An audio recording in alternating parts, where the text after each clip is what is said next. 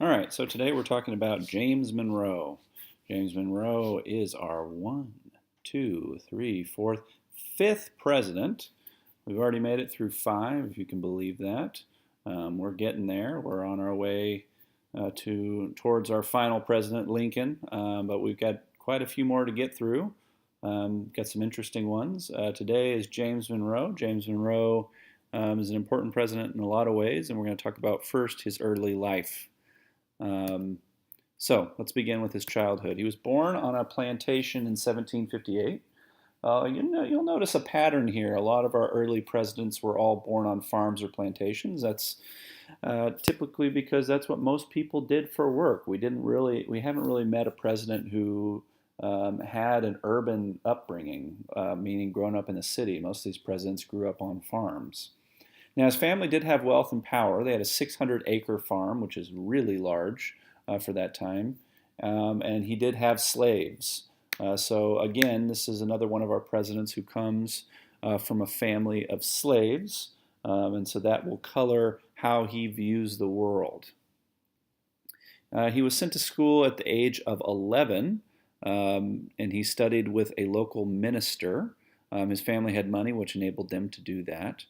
But he had also tragedy early in his childhood. Both of his parents would end up dying when he was teenagers.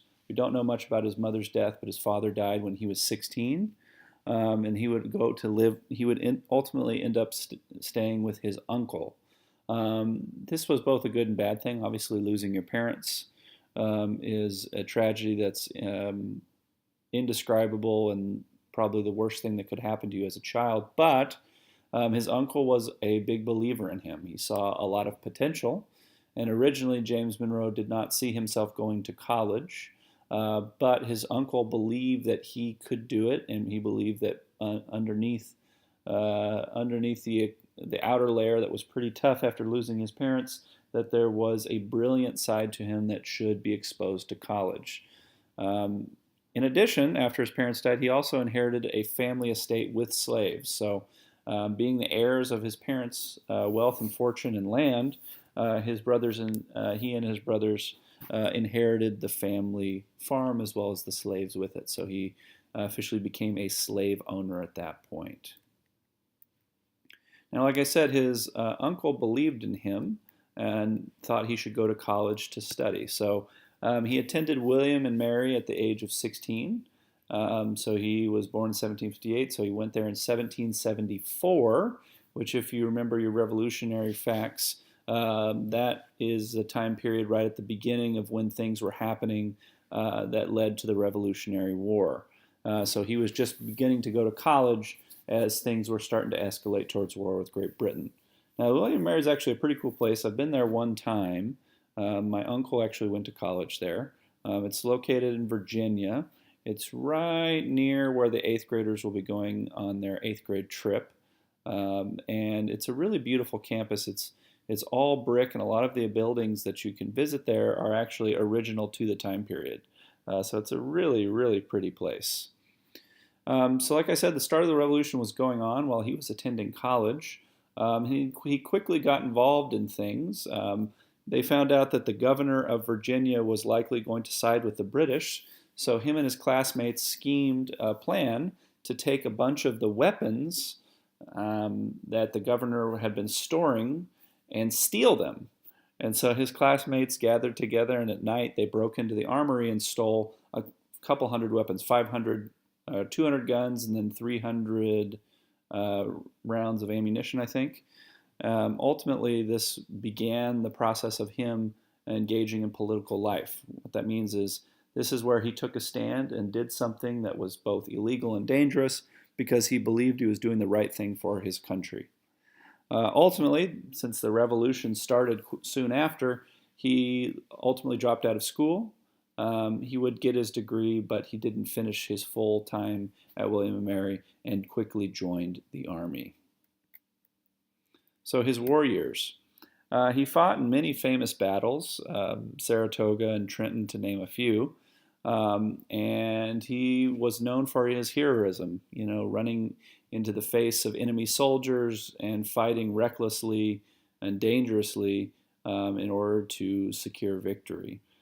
He was severely wounded at Trenton. He led a charge right into the face of a cannon and was severely wounded, nearly life-threatening. But he took the time to heal, and after he healed, he became an officer. So in the military, you have enlisted soldiers, basically the foot soldiers that carry out the large-scale operations. But then above them, you have officers, and officers are the people that are in charge of them.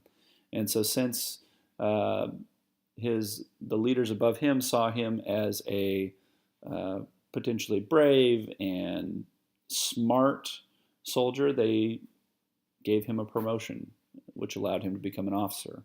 And then by the end of the war, he was actually promoted to major, which is just a few steps down from general. So he moved up the ranks quickly, largely due to his bravery and heroism that he exhibited when he fought in battles.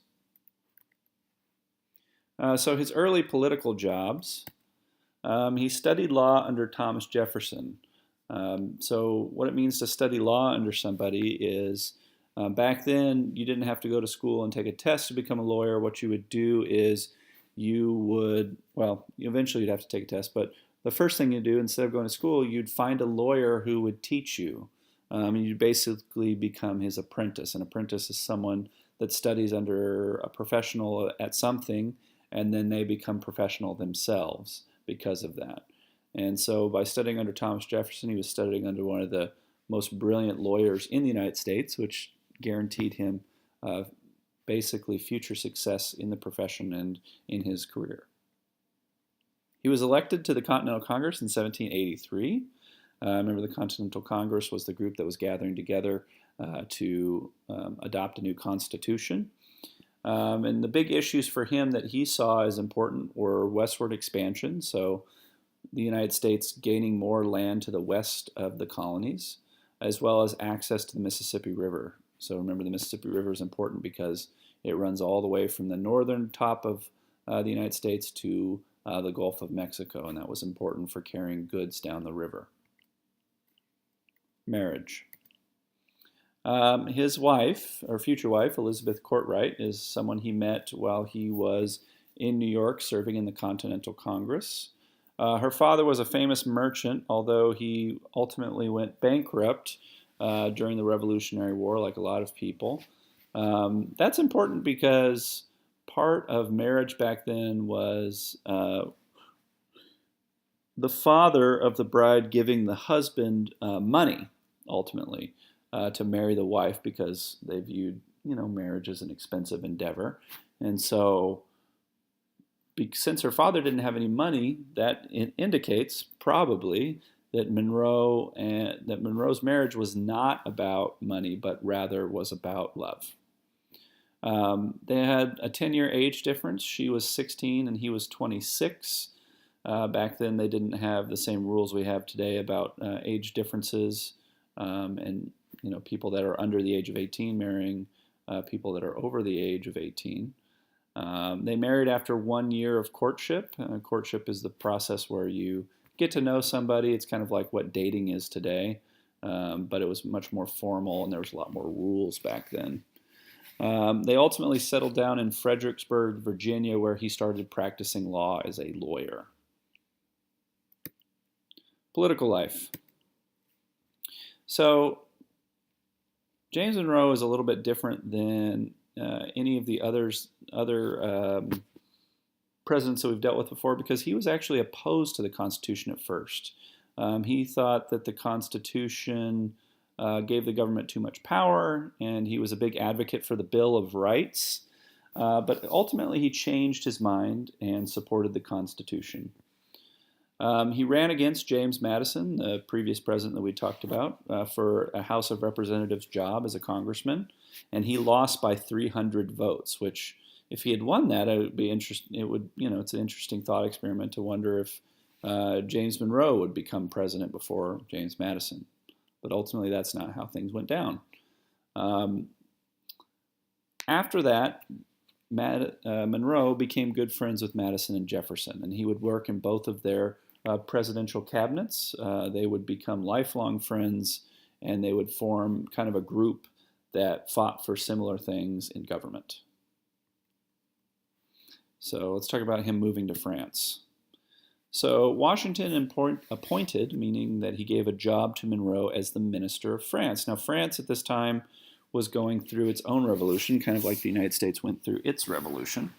And there was a lot of violence, there was a lot of conflict, and it wasn't clear at all times who was in charge. This made being a minister to France difficult because things were constantly changing and the threat of violence was constant. His job was basically to convince the French that the United States was neutral. If you remember from last week's vocab, neutral means that you do not take one side or another. You basically do not get involved in an argument between two groups. So Great Britain and France were at war, and so the United States wanted to trade with both of them, so they had to appear to be neutral. Ultimately, though, he failed because the United States signed the Jay Treaty with Britain, which allowed them to resume trading. So the French believed that the United States was lying to them, and they basically kicked James Monroe out. And then all the government officials at home blamed James Monroe for not handling the negotiations well enough. So basically, James Monroe was doomed from the start because at home they were working with Great Britain, and when that information came out, the French people said, "You've been lying to us this whole time, you're working with our enemy." And so this was one of the most unsuccessful parts of James Monroe's tenure as a politician. So, after he returned home, he was elected as governor. He served from governor from 1799 to 1803, governor of Virginia, which is his home state. During the early 1800s, he helped Jefferson run for president. Remember, they had become friends, and he believed that he wanted a change from John Adams, and so he helped to elect Thomas Jefferson. Jefferson quickly appointed him ambassador to France, so he went right back. And when he was there, he negotiated or helped negotiate the Louisiana Purchase Treaty, or the Louisiana Purchase.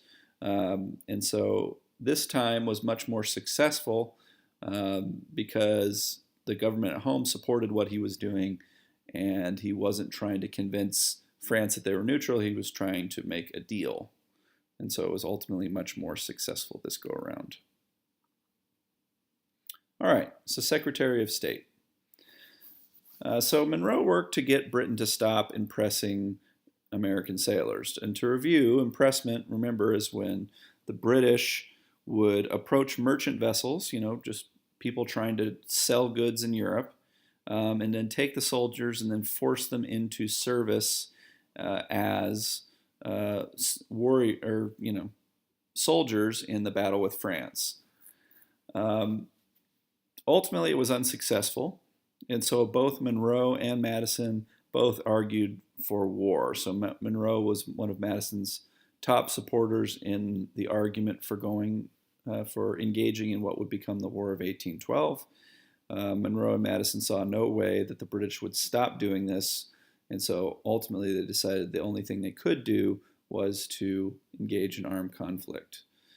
So Monroe was serving as the Secretary of State, which, remember, is basically the president's person that's in charge of foreign affairs.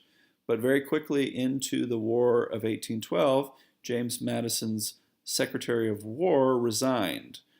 Things weren't going well, and so he left his job, and James Madison asked James Monroe to take over the Secretary of War job. And the Secretary of War job is essentially basically in charge of the military during the conflict. All right, so activities of the war. Monroe discovered the British attack on Washington, D.C., even though he was Secretary of War in charge of a lot of things. Nonetheless, he still engaged in simple tactical operations. He was out in the field. He discovered that the British had planned to attack Washington, D.C. He was on a scouting trip along the Potomac River and saw the British troops approaching. And then ultimately, he would report back to Washington, D.C., and because of his scouting mission, they were able to evacuate D.C. without many casualties at all. Um, after after the British had burned down the city, he returned to it and fortified it to defend it from future attacks. The war activities that he engaged with throughout the war made him a very popular Secretary of War. And that popularity of being so successful at the Secretary of War gig ultimately is what he used to argue for himself running for president. So 1816, when James Madison ended his tenure, he ran for president and ultimately become our fifth president. So to review, he had an rough early childhood, losing both of his parents, but his uncle believed in him and sent him to college at William and Mary.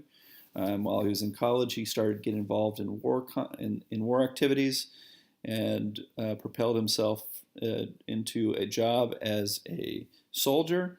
After the war, he became friends with Madison and Jefferson and engaged in many political activities, including helping write our new Constitution. He worked for each president except Adams, and those jobs serving presidents helped him and gave him the experience he needed to ultimately become the president himself. And so this is the early life of James Monroe. Next week we'll be covering his presidency and talking about one of the most important things that came out of it, which was the Monroe Doctrine. So there was a lot of information. Hopefully it all made sense today, and make sure you take the quiz.